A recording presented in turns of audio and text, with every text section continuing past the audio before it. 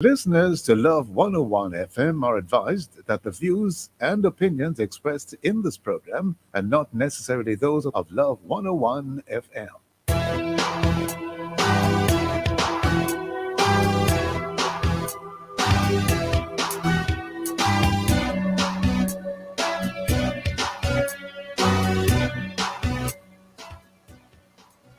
Hello and welcome to Morning Watch on Love 101 FM. I'm your host, Stokely Marshall. And of course, we are the number one gospel station in Jamaica. A special welcome to our listeners on love101.org. And if you are overseas and on the move, US listeners can access us at 712-832-8001. And if you are in the UK, 0330-332-6541, or join us via the Love 101 FM app that can be downloaded from the Google Play Store or the Apple Store. You can also check us out on Love 101 FM Facebook Live and YouTube Live. In the main watch today, a pending 5G rollout and its impact on airplanes. Well, let's get a look at this topic in terms of certainly from the US perspective. In the second watch, artificial intelligence to replace professionals such as accountants, doctors, and lawyers. In our social media question, we ask, what professions are you guiding your child into considering the imminent takeover of AI, artificial intelligence? I'll read that again. What professions are you guiding your child into considering the imminent takeover of AI, artificial intelligence? Share your responses on our Facebook or YouTube, Love 101 FM Jamaica Live, and also WhatsApp your comments and voice notes to 876-997-3125 using hashtag The Morning Watch. We'll share your comments later on in the program, but first, here's our quote. This morning's I quote, "You cannot escape the responsibility of tomorrow by invading it today." Abraham Lincoln. He was a very wise president. Siobhan Blair, good morning, sir. Good morning, Stokely Marshall. Good hearing you, sir. You too. The main watch. We'll be back after this break. Digicel, the winner's circle for the second year running. This time walking away with the award for Jamaica's fastest mobile network, best mobile coverage, and fastest home fiber internet. There you have it, ladies and gentlemen. Digicel. Didn't catch that? It's just the truth. Digicel is the fastest LTE and home fiber internet in Jamaica, giving coverage and speeds you can rely on over and over again. Digicel, better together.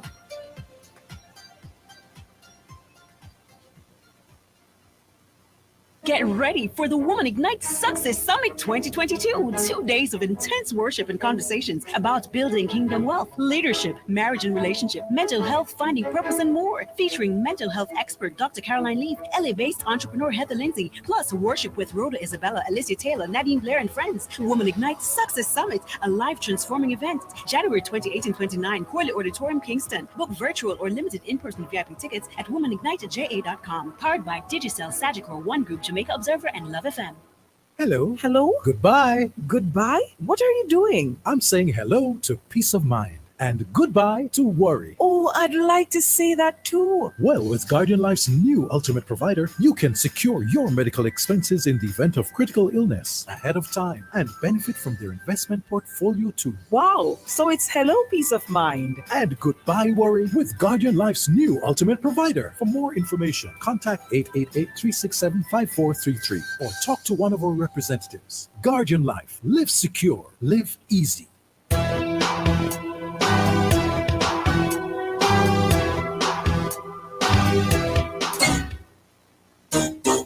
Celebration continues. Oh, yeah. How y'all doing this evening? The Love 101 FM Subscribe-a-thon continues this Friday and Fellowship Fridays with Siobhan Blair. Oh, yes. This excitement is so real.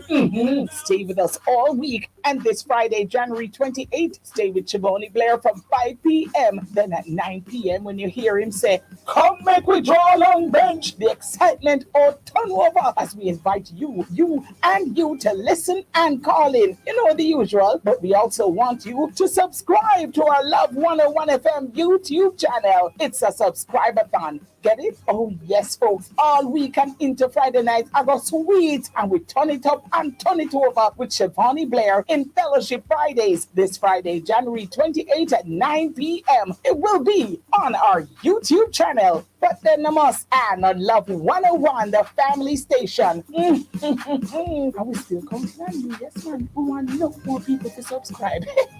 Yes, man. Call them, call your friend, and everybody tell them to come subscribe. No, go no one at YouTube.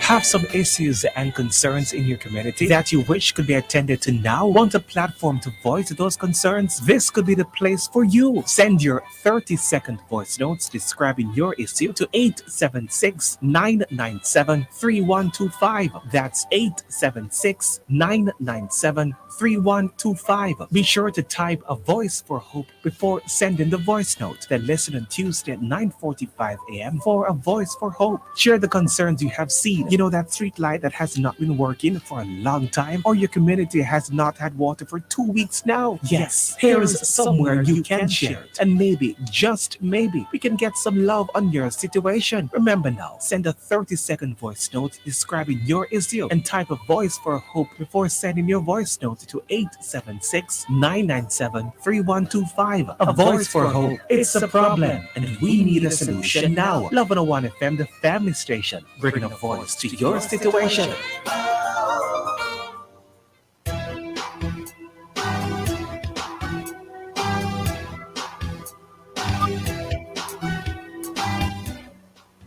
Welcome back to the Morning Watch. I'm Stokely Marshall. It's now time for the main watch. Now, 5G technology is still causing some questions to be asked, at least in the US and with their airline industry.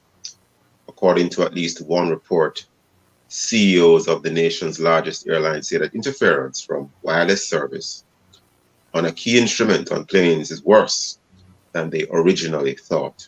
We have online this morning to have a discussion around this. Tyrone Edwards, he's an information technology specialist.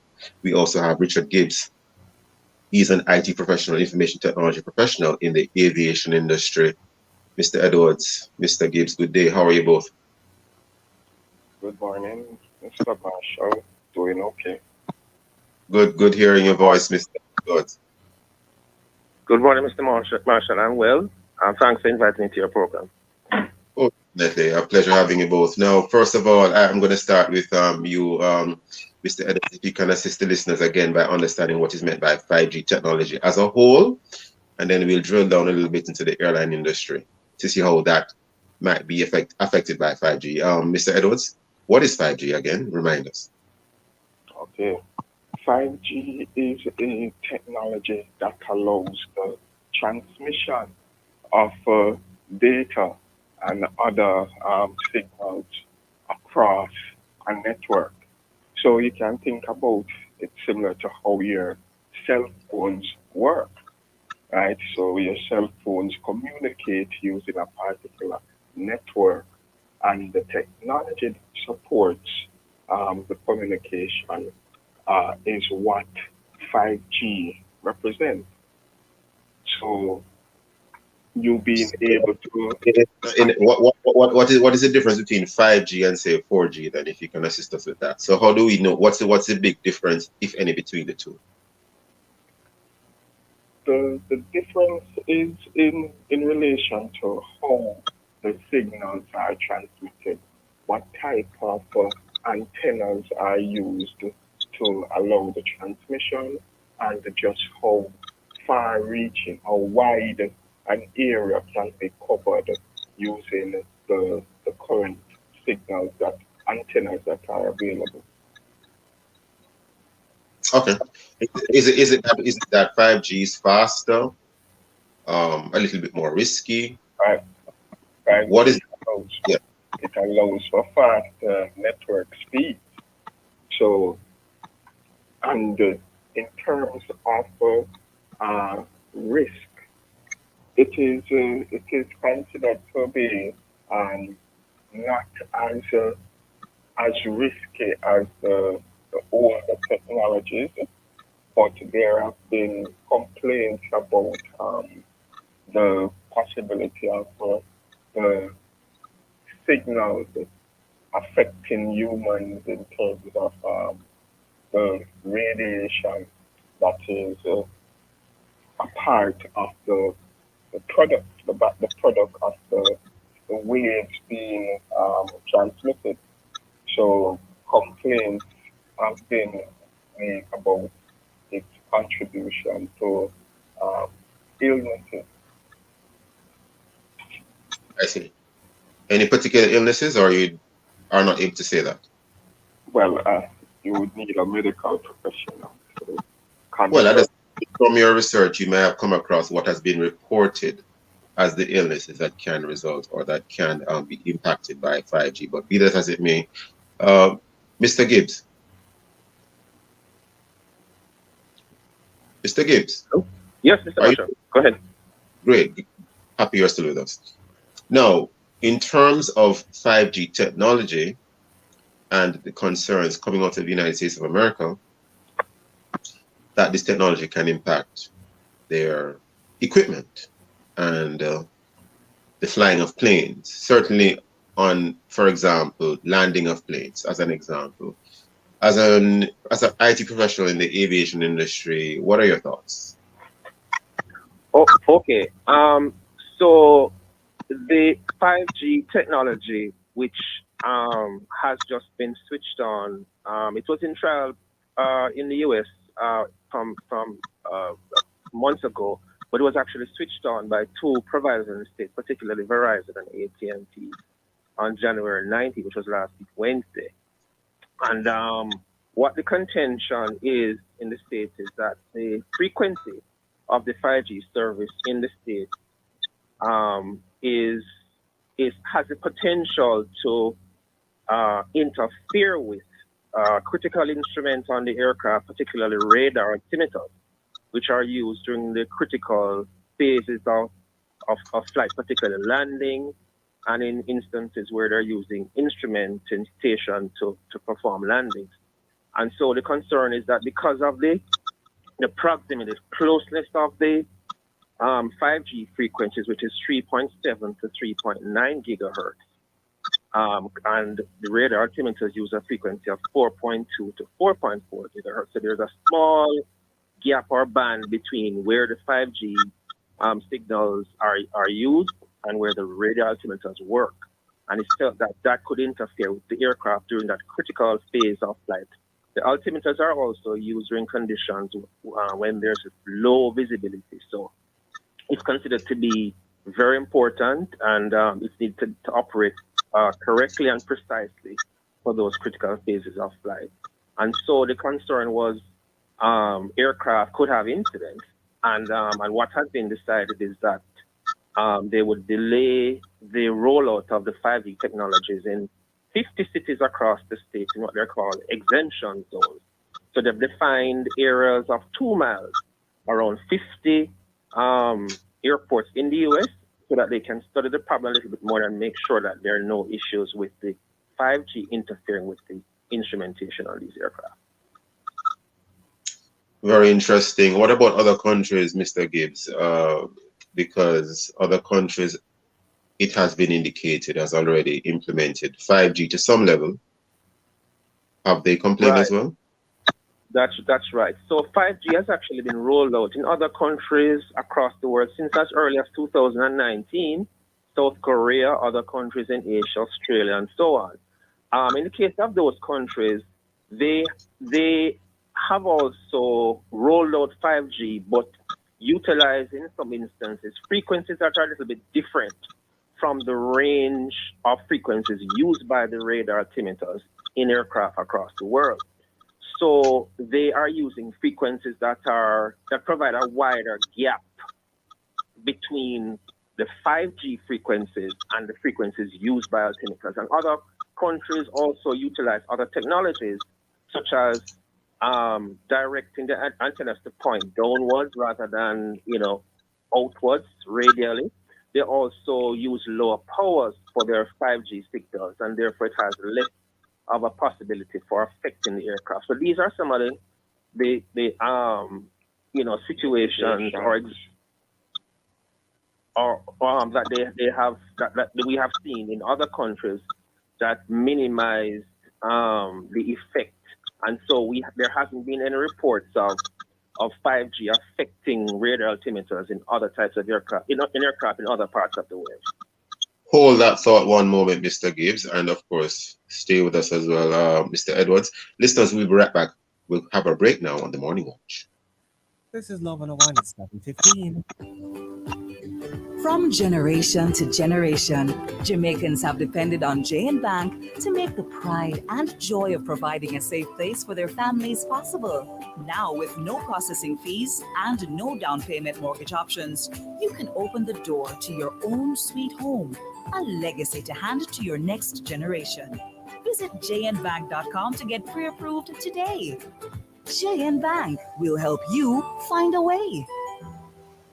I choose to start this year smiling with Colgate-Palmolive. By purchasing selected Colgate-Palmolive products at participating stores, receive premiums or samples. Promotion available from February 1st to March 17th. Go on, what are you waiting for? Start this year smiling with Colgate-Palmolive. There are a million reasons to want to own a home. I want more space for the children. I am tired of paying rent. My wife and I want an investment. Go from future plans to keys in hand with an NCB mortgage. Get rates as low as 6.95%, 100% financing, and up to 40 years to repay. Plus, get the life insurance and home insurance you need all in one place. Visit myhome.jncb.com to get started. Conditions apply.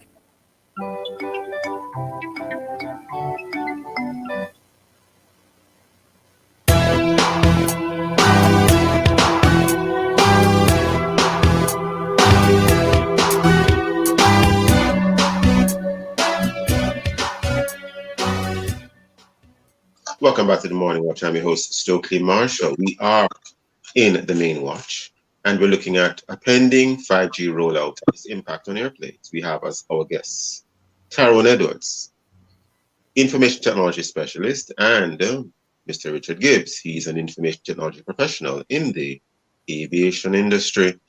Now, just prior to the break, Mr. Gibbs, you were making some very crucial points, but I want to go back to something that was said earlier by you, Mr. Edwards. Now, you indicated the role of, well, you indicated what 5G is and its role in a general sense. Mr. Edwards, in terms of the aviation sector, any particular comments you'd like to make? Because what we have here appears to be a situation where the US has some strong concerns. However, as Mr. Gibbs outlined, other countries may have done certain things already to, as it were, not have the same concerns, at least not at this time. Any comments on that, sir? Well, based on what Mr. Gibbs has shared, it is clear that for the countries that have already had the 5G rollout, they can be used as the examples of how the rollout can be done with the minimum type of impact on planes traveling within the country's airspace. And I'll ask you something quickly about that, because sometimes when we say minimal impact, the average person doesn't understand what that means, because even some impact can be of concern. So when we say minimal impact, what does it really mean? Break it down for us. So, for example, you would be in the area of a fire station, right? And you are averse to noise. So anytime the siren goes off, you would probably get a migraine, right? Now, what you may do is put in dampeners in your house, or to make it soundproof, to reduce the noise that comes from the fire truck when the sirens go off and it is leaving. So that is trying to reduce the impact of the noise from the siren affecting you, right? So you can either move from the location or you put in measures to reduce the negative impact of the noise. So because of how the communication takes place, even in your own house, if you use wireless phones, right? Wireless landline phones, and you have wireless internet in your home. The signals that both of these devices operate on the frequency, they are far enough apart so that they don't interfere with each other. So, well, it's interesting you said that, because I was guided that I should not charge my mobile phone in the same room that I'm, for example, sleeping in.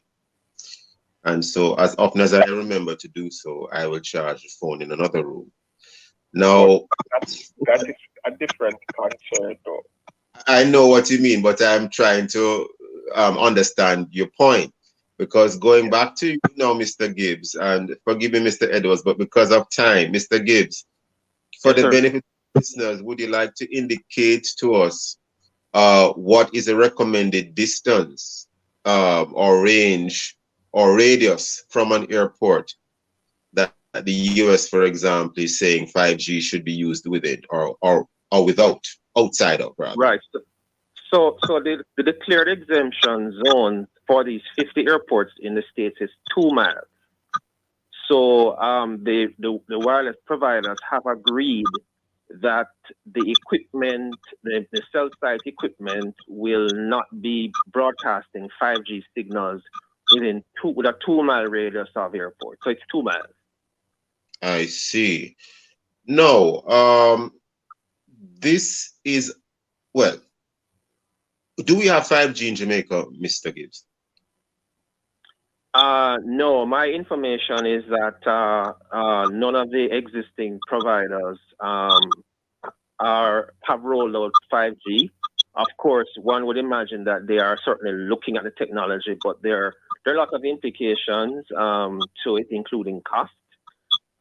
It requires a lot of infrastructure, a lot more cell sites, and so what the cell phone providers are doing is that they're making their plans, but they're trying to maximize the use of the current technology for 4G, and also to do everything to expand the reach of 4G cellular technology to the entire country.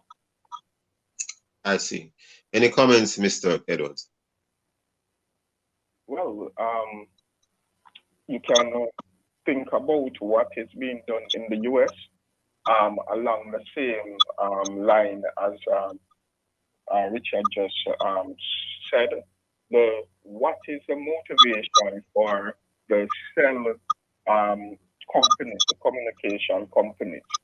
Why are they choosing to implement 5G using a particular hardware or the configurations that they are currently using? Are they considering the other countries and how they have done their rollout? Are they leaning on that information so that they are also abiding by any type of consideration and setup that allows the technology to be used safely within the airspace? So what is motivating those companies and their implementation? You're speaking about companies in the United States of America? Yes. Because with where we have these types of challenges, normally it comes because there is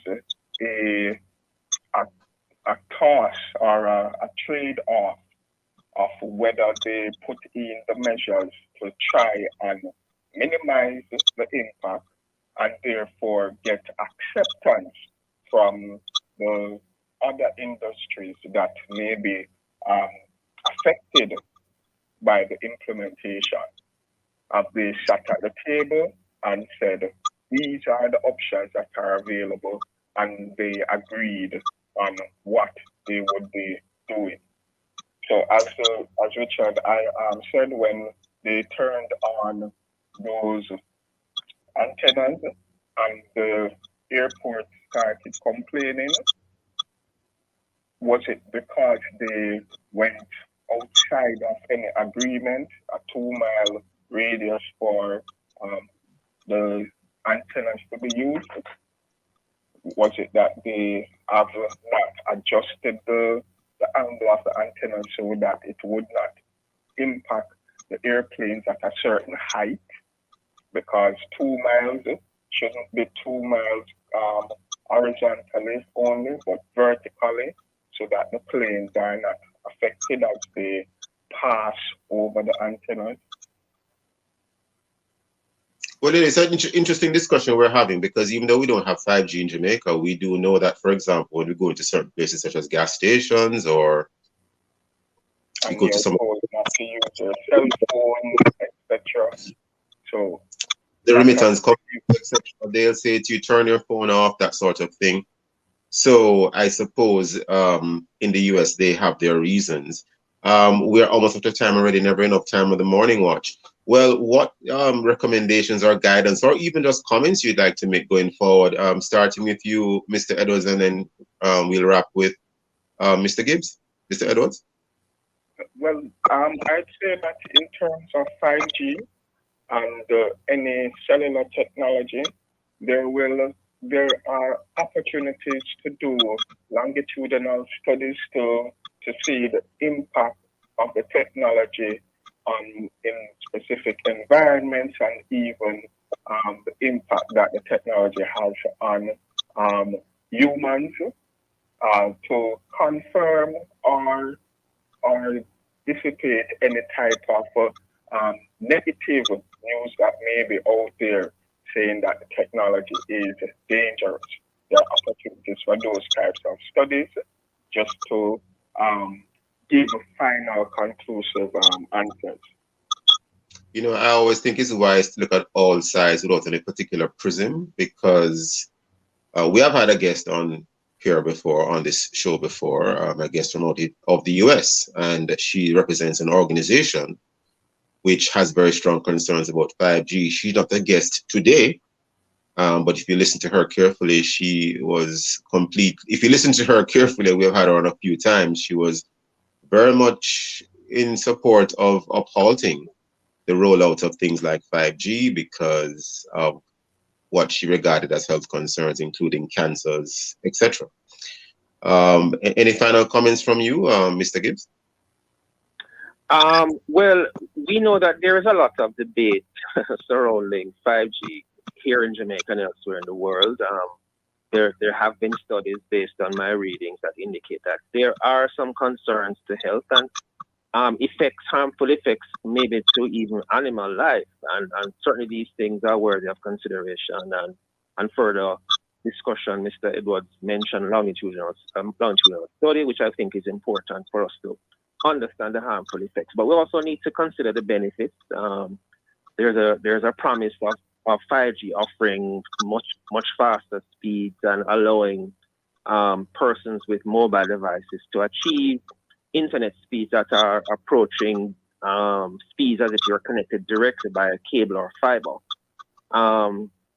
There certainly will allow for the implementation of technologies that will certainly benefit business, benefit those persons who operate in the education sector, industries, everywhere. So there is certainly a lot of benefits, but we certainly need to weigh that with any potential harmful effects. I have to leave it there today only because of time, and I want to thank Tyrone Edwards and Richard Gibbs for being our guests in this first watch. Very interesting discussion. I don't think it will end here. Listeners, stay with us. We'll be right back on the morning watch. Now with no processing fees and no down payment, it's time to open the door to your own sweet home. The time by JN Bank is 7:30 on the Sound of Love. The Ministry of Health and Wellness wishes to remind members of the public that if they develop mild flu-like symptoms, they are to remain at home and monitor themselves while observing the infection prevention and control measures. If symptoms worsen or persist beyond 3 days, or if you have chronic illnesses, then you should seek medical advice. And this can be from your private practitioner, from the health center, or from the parish health department. Persons may be advised to do a COVID-19 test. This can be done privately or in the public health system by referral. A list of public health testing sites is available on the Ministry of Health and Wellness's website. Persons with severe symptoms should seek immediate medical attention. All persons are encouraged to frequently wash their hands, wear a mask, get vaccinated. If you are due a booster, take the booster. Observe physical distancing. Avoid crowded spaces. Stay hydrated, exercise regularly, and eat healthy so that you can protect yourselves and fight COVID-19.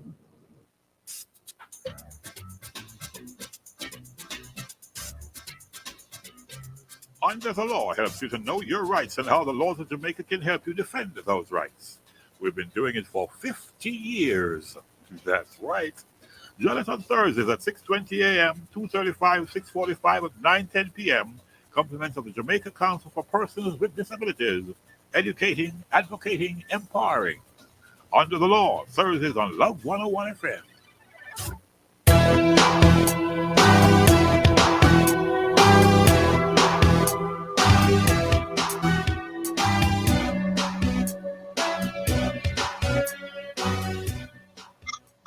Welcome back to the Morning Watch. I'm your host, Stokely Marshall. Let's take a look now at the newspapers to see what Jamaicans and others are saying and doing. And we have, for example, in the Gleaner today, a very, let's read it. The headline is Guns Galore. It's a story written by Ainsworth Morris, Gleaner staff reporter. And listeners can take a look at that to see the contents thereof. I'll read a line or two of the story. It says, even as the hierarchy of Jamaica's police force has cited mounting gun seizures at the Stadium East Field in St. Andrew as evidence of incremental gains, security chiefs consulted with cabinet on a response to an avalanche of murders. Quite interesting. Person should take a look at that and other stories in the Gleaner. We have in the Observer today an interesting comment by the mayor of Port Maria, Richard Creary. And Richard Creary, mayor of Port Maria, St. Mary, has come out against the recent hikes in bank fees, calling them insensitive. And it continues. Very interesting. Take a look at both major daily newspapers and, of course, other newspapers and sources of information. Very interesting stories indeed. Now, coming up next, we'll leave you some of the feedback from our Facebook and WhatsApp question, which is, what professions are you guiding your child into, considering the imminent takeover of artificial intelligence? If you haven't done so yet, leave a comment on our Facebook or YouTube, Love 101 FM Jamaica Live, and also WhatsApp comments and voice notes to 876-997-3125 using hashtag The Morning Watch. We'll be right back.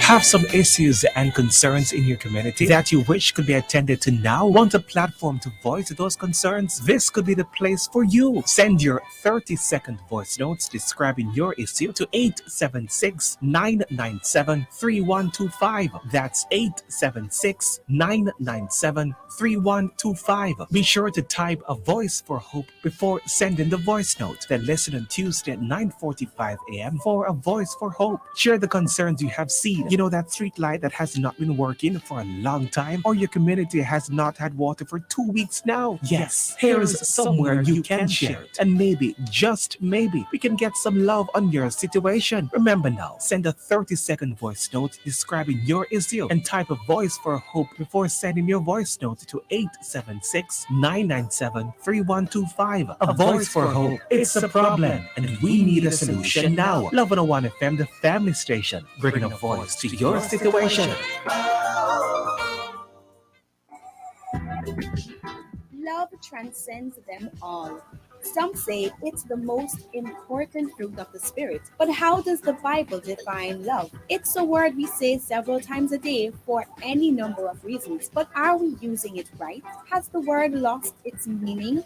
Or does it mean too many things? What does the Bible say about this peg in the fruit of the Spirit? We could talk endlessly about the word, the verb, or the noun. We could even argue and fight over it. Tuesday, January 25 on The Rock. Join host Bishop Harold Steve Blair and guests Michael Friday and Errol Bean as they discuss this topic, love. That's The Rock, Tuesday, January 25 at 10 a.m. on the Family Station. Love 101. Good morning, folks. 7:36 on the Family Station at Love 101. A bit of news just for you. I gather there is quite a bit of traffic on the Boulevard. There was a shooting near the Zadie Gardens area, and so we ask that you bear that in mind as you travel along that route. And if you can avoid, please do so. So once again, traffic on the Boulevard near the Zayden Gardens entrance. And of course, if you can avoid that area, please do so. This is Love 101.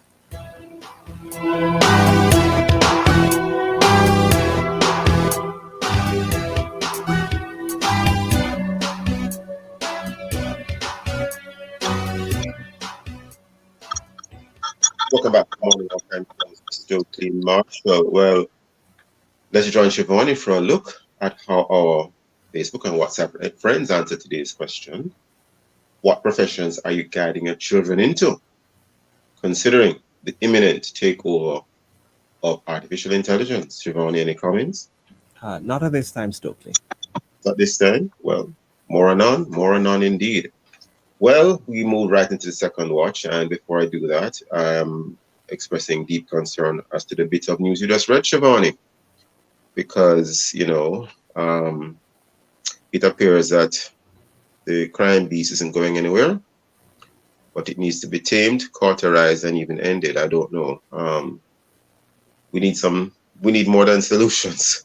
We probably need to figure out a way to end the problem permanently. We go on to the second watch. It sounds absurd, but the possibility of artificial intelligence replacing doctors, lawyers, accountants, and other professionals may not be as far away as we think. And some in these kinds of professions may think they are safe, but are they really safe? The Harvard Business Review begs to differ, and they seem to have done some homework, and they are indicating that a time can come shortly.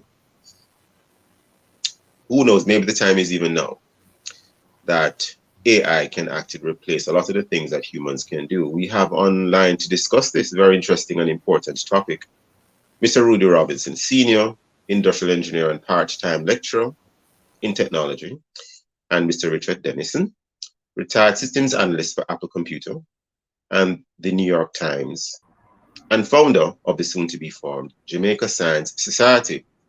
Mr. Dennison. Mr. Robinson, good day. Good morning to you and your viewers. Listeners, sorry. How are you doing? Great having you both. Mr. Dennison. Yes, sir. Good morning. Hi. I will hear that I will for a little longer than most on this broadcast this morning. Now, gentlemen, a concern is, we talk about artificial intelligence as if it's something that's way out there in the future, but it's here. That's the reality. It's actually here. And it has been here with us for a long time. I'm going to start with you, Mr. Robbins. You could just remind us what the definition of AI is, artificial intelligence, and then we're going to drill down to some of the professions that it can replace, augment, and going forward, see what can be done in the future so that people can prepare themselves what seems this already new. Mr. Robinson, yeah. Right. I'm trying to stay away from formal definition because I don't think most people would really understand what that is. But essentially, artificial intelligence is where computers learn, emulate, and reproduce the intelligence shown by humans for the most part. What that means is that these computers are now thinking. They can literally think in the way we think. They learn how we learn, and they absorb material and come to decisions and conclusions. And this is for the lumps of what we are calling artificial intelligence, as opposed to the programs which do things blindly, as told by their programmer. Artificial intelligence can do things outside of the person who actually wrote the program. So that is the simple, maybe too simple definition of artificial intelligence. Interesting. Thank you for that, Mr. Dennis. Any comment? Sure. Yeah, as you explained, it's taking aspects of human intelligence and replicating that in programming so that you can perform simple tasks. What we're probably most familiar with is machines, chess machines, right? So Garry Kasparov was beaten by a programming that allowed for for the first time a human program system to outdo an expert in a particular field.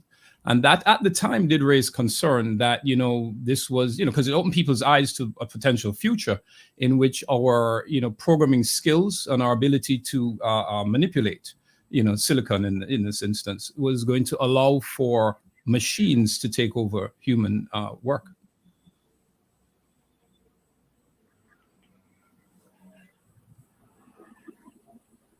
AI,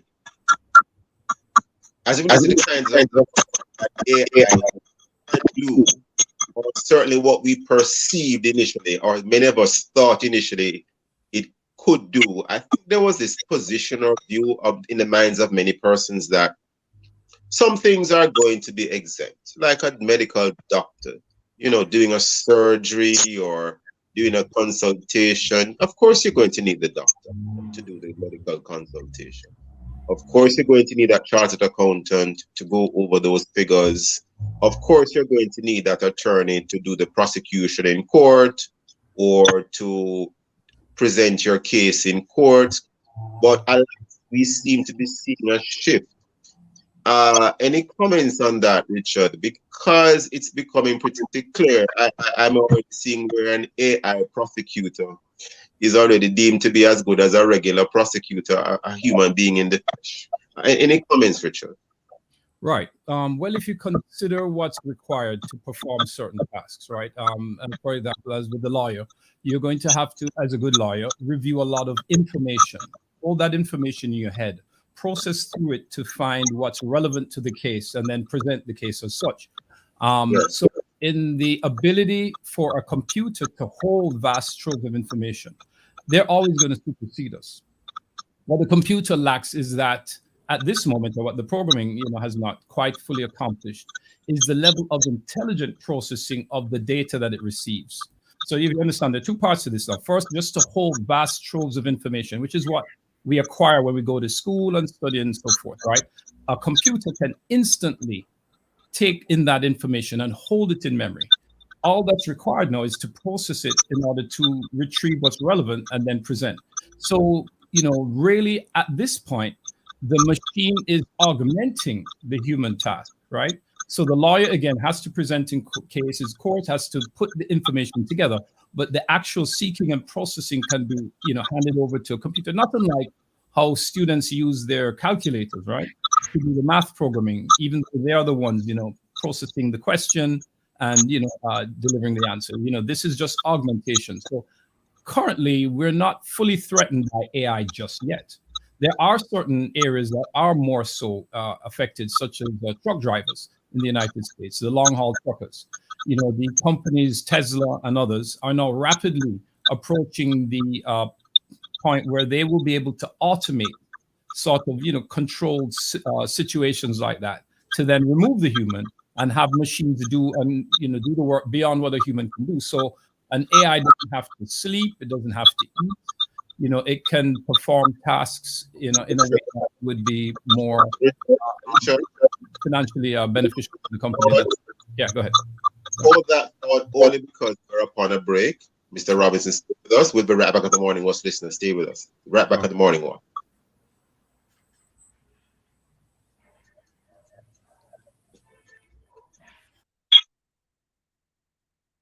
Rent. My wife and I want an investment. Go from future plans to keys in hand with an NCB mortgage. Get rates as low as 6.95%, 100% financing, and up to 40 years to repay. Plus, get the life insurance and home insurance you need all in one place. Visit myhome.jncb.com to get started. Conditions apply.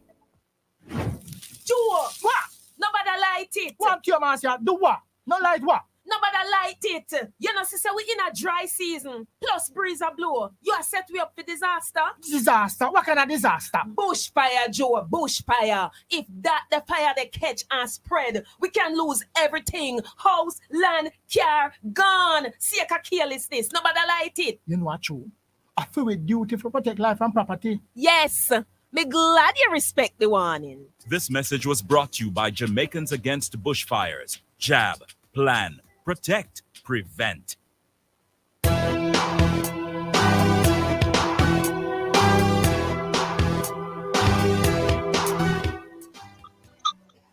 Welcome back to the Morning Watch. I'm your host, Stokely Marshall. We're having a very interesting discussion with Mr. Rudy Robinson, Senior Industrial Engineer and part-time lecturer in technology, and Mr. Richard Dennison, retired systems analyst for Apple Computer and the New York Times, and founder of the soon-to-be-formed Jamaica Science Society. And we're looking at the whole matter of artificial intelligence and the likelihood of AI replacing persons in certain jobs, such as doctors, lawyers, and accountants. Mr. Dennison, just before the break, you were ably assisting us in terms of pointing out that, yes, AI is good at gathering data and keeping it in memory, storage, better than a human being. What it can't quite fully do yet is perhaps do the relevant analysis that the persons would make or need to do in terms of how they present the information. For example, in a court of law, or how the doctor would use that information maybe to work on the best treatment, especially if two treatment methods, for example, are similar, or the accountant might need to use his or her judgment, and it may not be, maybe the technology at this time is not necessarily the best at using or exercising that sort of judgment. I'll say this. Let me refine your answer there. It's a bit more on the side of the implementation and the understanding of the relevance. So, for example, for the doctors, right? Let's say you have somebody who's looking for cancer in a patient. Now, based on their training, they are taught through, and their experience in schooling, to look at images of, say, cancer, right? To be able to determine healthy cells from cells that have cancer, that are cancerous, in order to effectively treat the patient and, direct their course of health. But a computer, if you feed it enough data, and this is what's sort of happening with these search engines and our interaction with social media, they are modeling us, and they're modeling the computers against the data and vast amounts of data, so that the computers will be able to see the patterns far quicker than a human will, and far more accurately. So the accuracy level has been slowly going up on the increase. So the computer, and this is where maybe some jobs will be threatened, if it is your job to do that very specific task, and this is where it's limited at this point in time, to do the specific task of looking at images and trying to find patterns, you may lose your job to an AI program. Now, this doesn't replace the doctor, and writ large, right? Because there are other functions that a doctor has to perform that AI is not yet adapted to, but that could change. And if you think of, say, remote telemedicine, right, and so on, where a doctor can potentially perform surgery from a distance, so on and so forth. Well, AI is going to be incorporated in that. going forward, maybe more and more, until we achieve what's called artificial general intelligence, which is a form of AI that is so capable, it can do the kind of things that humans do, where if it's presented with novel situations and it has to create and understand ways to resolve these problems, which is what we do. This is what makes us unique as human beings.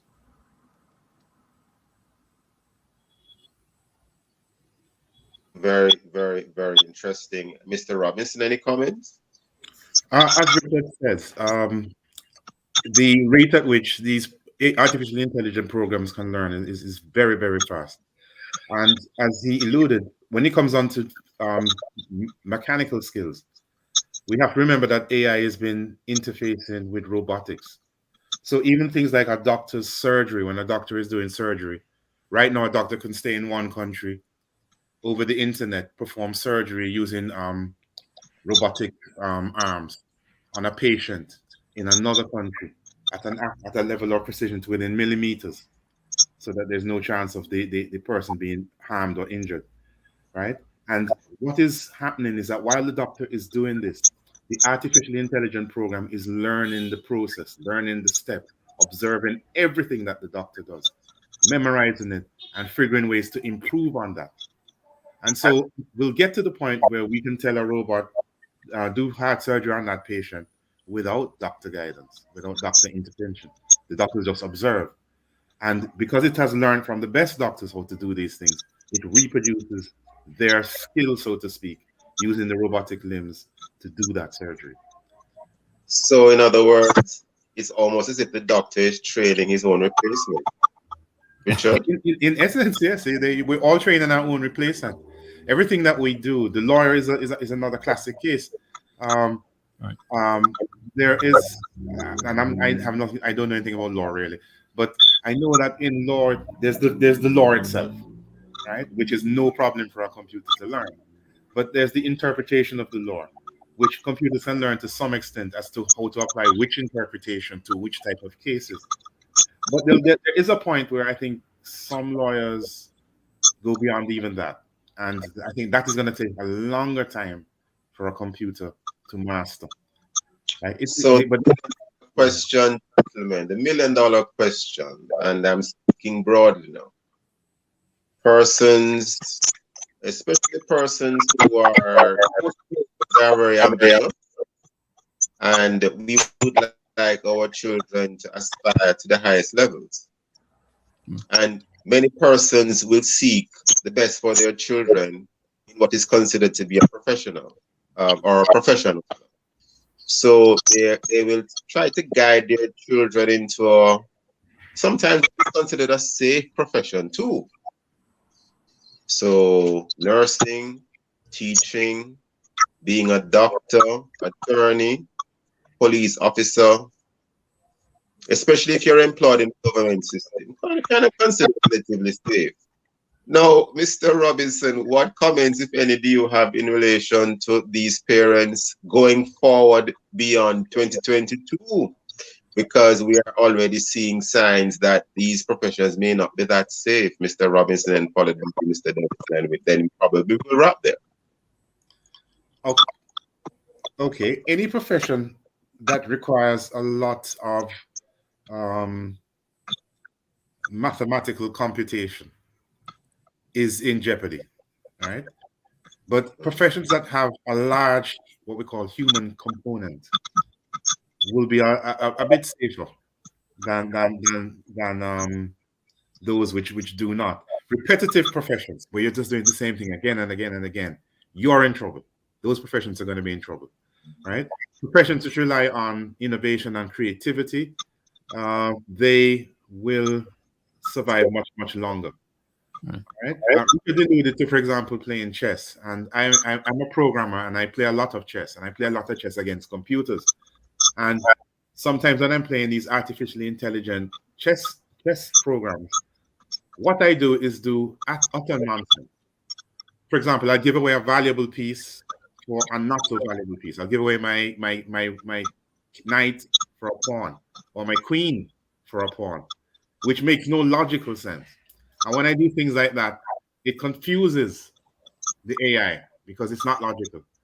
And so I find that you can confuse AI by doing those kinds of things. And even if it goes and learns the confusion, it doesn't understand the confusion because the confusion doesn't make any sense, right? Because AI is at the end of the day, logic, right? And logic can be defeated by non-logic, right? And so there's always going to be that risk. There's always going to be that danger, right? And I think for a while, for a few years, you can whatever your child's passion is, guide them into that passion, but warn them that 90% of the work being done in that field will be done by AI, artificially intelligent computers, whether it's robots or computers themselves. They're going to lose that. But that other 10%, they must guard, because that's going to take AI much, much longer to replace them.